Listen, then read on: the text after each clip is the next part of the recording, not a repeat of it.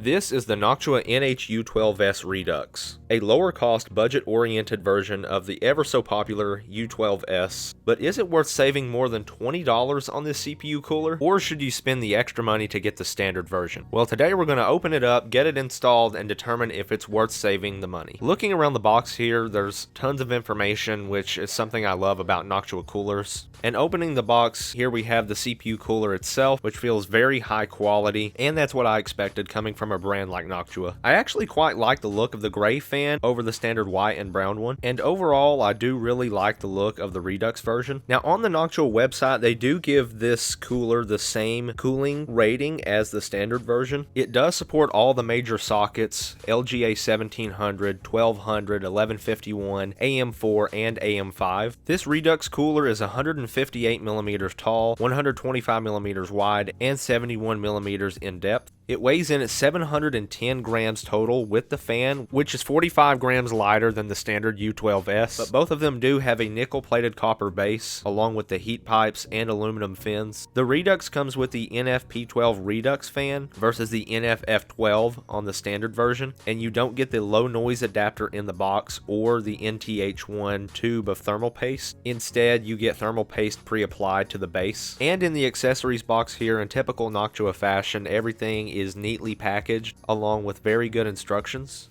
And on the Redux version, you don't get the anti-vibration pads on all the corners of the fan. You just get them on the corners that actually touch the heatsink. And the standard version does include extra fan clips for a second fan if you ever wanted to do that, but that's not included here with the Redux. And also, if it matters to you, you get a metal Noctua case badge with the standard U12S. In terms of the NF-P12 Redux fan, it can spin at a max RPM of 1700 versus 1500 on the NF-F12, and this allows for the Redux fan to actually have more maximum airflow than the standard U12S, but of course it does make more noise, being that it can spin faster than the standard version. This cooler does have a 6-year warranty, which is the same as the standard version. And with all of the info out of the way, let's jump in here and get this installed to the AM4 motherboard. Now, to install this on AM4 and AM5, you'll need the two mounting bars, which are NM-AMB7 and 4 NM-APS4 spacers, which are the gray ones. And this does use the stock backplate that comes with your motherboard. Now, the first thing we're going to do here is remove the stock cooler by loosening the 4 screws and being cautious not to just yank the cooler off, because it could pull the CPU right out of the socket. As you can see here, I had to actually sort of twist the CPU cooler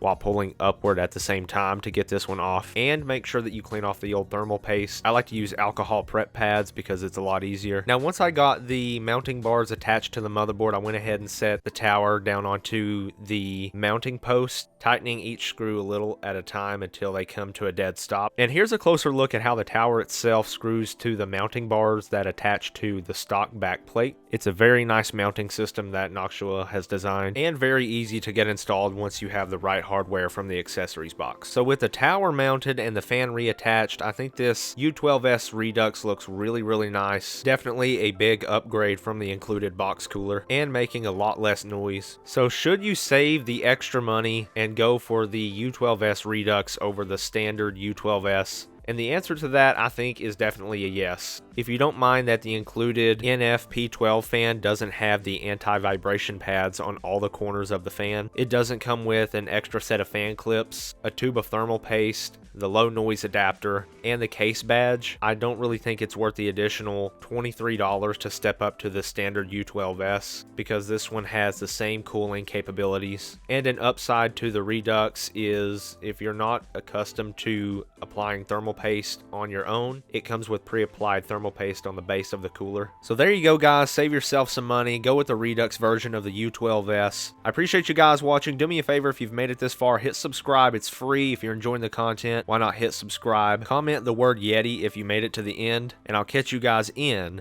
the next video.